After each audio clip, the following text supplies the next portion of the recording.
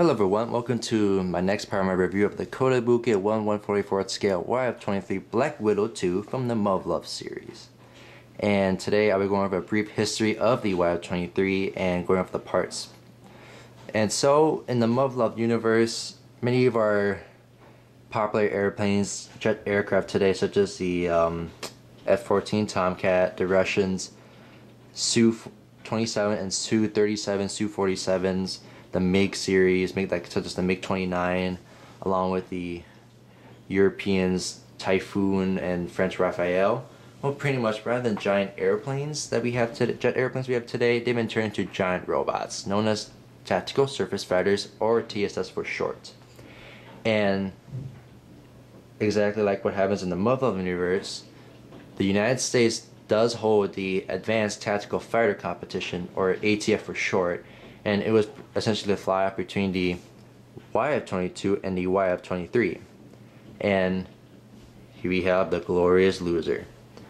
But in the actual ATF competition, this is the actual images of the prototypes of the YF-23 during the competition, which lost against the YF-22. Again, you can see many of the similarities that the TSF version has taken from the actual aircraft. But rather than calling it the ATF competition Muv-Luv, it was called the ATSF, or the Advanced Tactical Surface Fighter Competition. And so, again, TSFs, they want to make the advanced version of it. There you have the competition.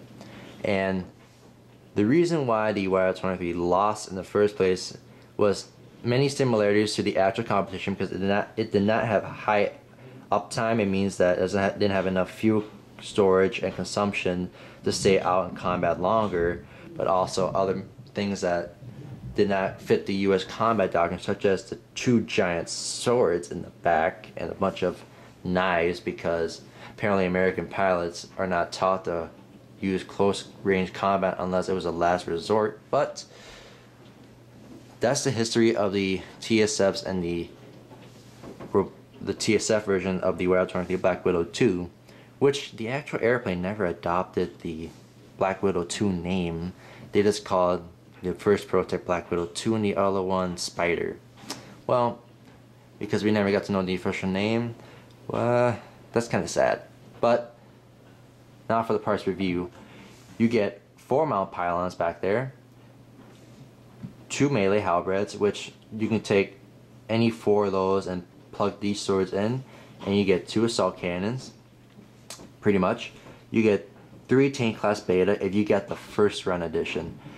And what the first run edition means is that you pre-ordered a Kotobukiya kit such as this when they announced it, and you pre-order on the website, you have a high chance of getting these. But if you wait till it comes out and say you were at HLJ and it was out of stock, or go to restocked a month later, and well, pretty much you don't get these because it's not the first run. But yeah, you get 3 of those that you get the first run edition. You get 2 feet and legs, which I had them attached together because of complications with the manual. 2 jump units, the waist, 2 arms, 2 shoulders, the head and torso. So we'll start with the weapons. Here are the weapons and mount pylons for the YF-23 Black Widow 2. You get 2 assault cannons, 2 melee halberds, and 4 mount pylons, pretty much. So we'll start with the assault cannons. You get 2 of these in total, and they come in this nice solid black, pretty much. But you can add panel lining if you want on it to make things pop out, like the magazines and some of the detailing on the assault cannons.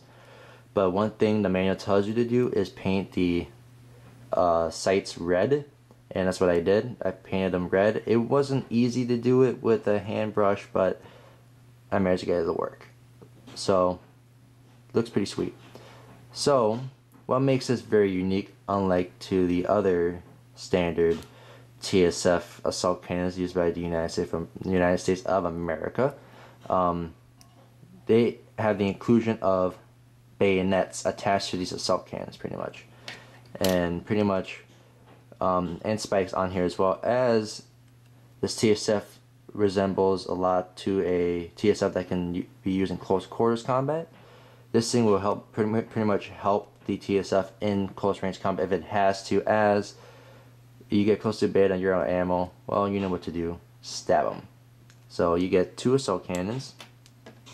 Then you get 2 melee halberds.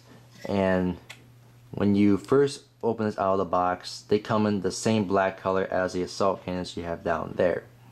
And what the manual tells you to do is paint this sword blade area here gray, and then this tip here gray, the same color. And then right there you can see it is supposed to be painted blue for the cameras.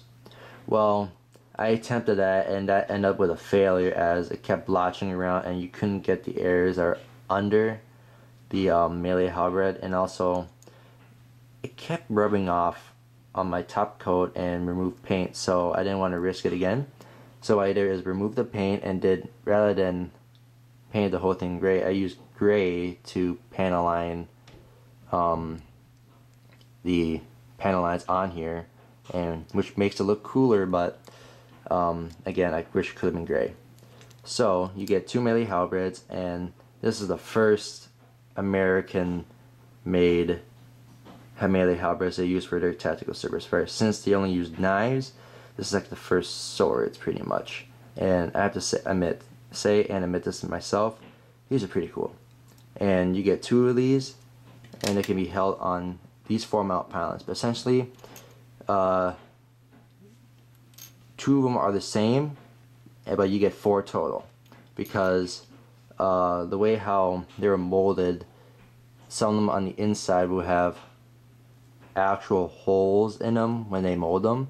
So essentially you gotta grab the opposite of it together, and when you put them together on like one of the shoulders where the mount pylons do go, you don't see the holes on them pretty much.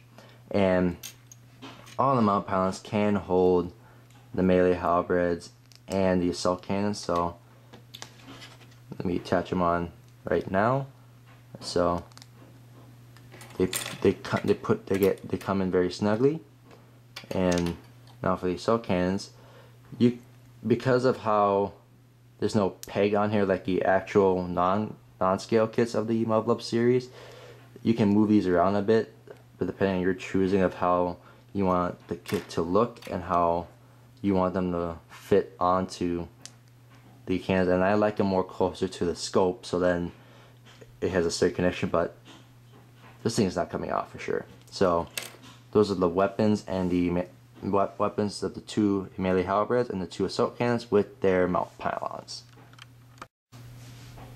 Here we have the legs and feet of the Wild 23 Black Widow 2, and these legs look pretty cool, I have to admit that.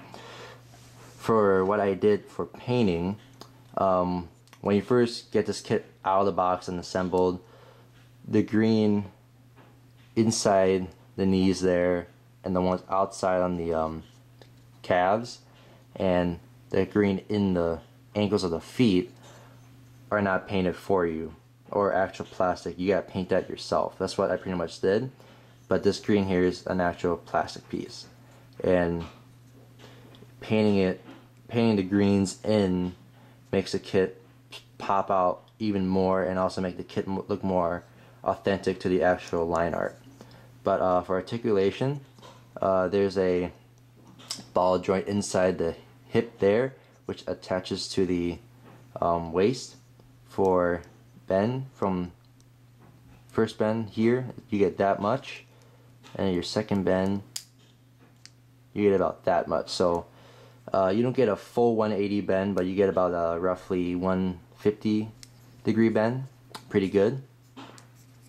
And then again, you can swing that up, and it has a weird, the thigh has a weird way of bending forward as well, I guess, so good articulation there as well.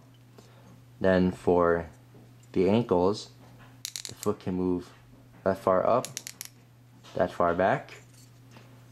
Then for side to side, go that far out, that far in, and very good articulation pretty much from there. But the toes and the how should I say, the twin heels had no articulation, but again, pretty good for legs of this scale. Next we have the 2 jump units and the waist of the Y23 Black Widow 2. And as you can see, the jump units here, they do have a lot of resemblance to the actual Y23 aircraft, as you can see here. The way how the wings are at that special trapezoidal shape in their rear wingtips. So again, a lot of similarities in the jump units. But again, you get 2 jump units, and for painting, the reds on the jump units here do not come painted for you, or they don't have stickers. And for what I recommend, paint the black in first, or the panel lining, so then you can remove the panel lining, so then you don't have to scratch off the red. And once you remove the excess black you don't want, paint the red on top with a small brush, and you should get very good results. For articulations for the jump units, this one has an angled hinge and a ball joint here that connects to the waist. So for articulation, you get a 360 motion from the first hinge here, but then you get another 360-degree motion from the second hinge when you attach it into the waist. Then for the waist, you get the 2 connection points for the 2 jump units, and again, you can pop them in and out if you want to. And this connection point here is for connecting this to the Kotobukiya action base if you have one of your own, or any aftermarket action base will work if you can get that to work in the first place. Then for articulation, this skirt armor can move about that far back and about that far forward before it gets hindered. So pretty good articulation in the skirts there. But unlike the Volks 83 line, which has these tips here moving up and down, they don't move out, they're just stationary. And then you have connection point to the chest, and you get your 2 connections to the hips of the legs. So there you have the jump units and the waist.